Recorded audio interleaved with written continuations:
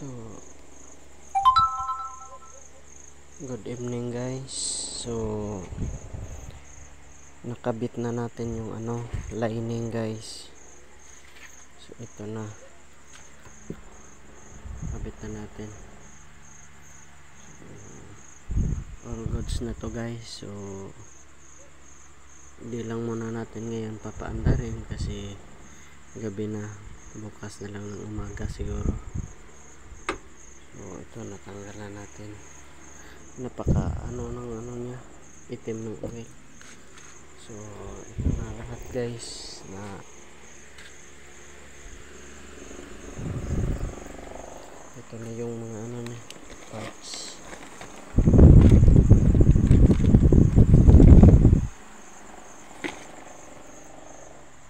Papaandarin na lang natin.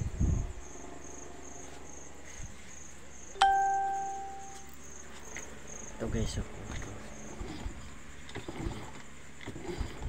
okay na to guys. So ito, ikabit na rin natin yung bago na kable. Ito, goods na to guys.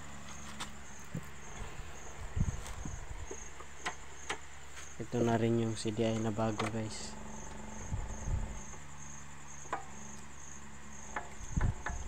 Na kasi 12 AM na guys, kaya hindi na tayo paandar hindi na natin papaandarin kasi baka makadisturbo tayo sa kapitbahay. So ang importante ngayon guys is nakabit na natin, tapos goods na. Ang anuhin na lang natin to yung mga accessories para maano na natin. So umiilaw naman tong headlight nya. Yung lang, yung iba ayaw. Yung sa tail light, signal light, tsaka yung serbato, gumagana naman yung serbato. Tapos ito guys, papalitan to ng baterya. So nakabili na yung may-ari nito. So lang natin, antayin lang natin na ihatid dito yung baterya kasi papalitan to na kasi road stock na. So mayroon din tayo pala dito nakita na itong sa putris nya guys. Papalitan natin tong mga bolt kasi nahirapan ako sa pagtanggal nito kasi allen wrench ang yung gamit.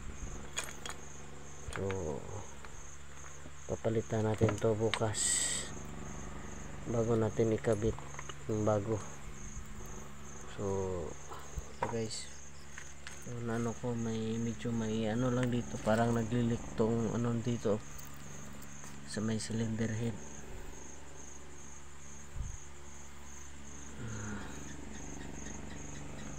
Malalaman natin to sa pag umandar na kung saan yung naglilik na yan, kasi sa cylinder head okay naman yung cylinder head gasket. Parang siguro dito talaga yung may tagas napunta lang dito. Tingnan nyo naman pagka welding nito. Pero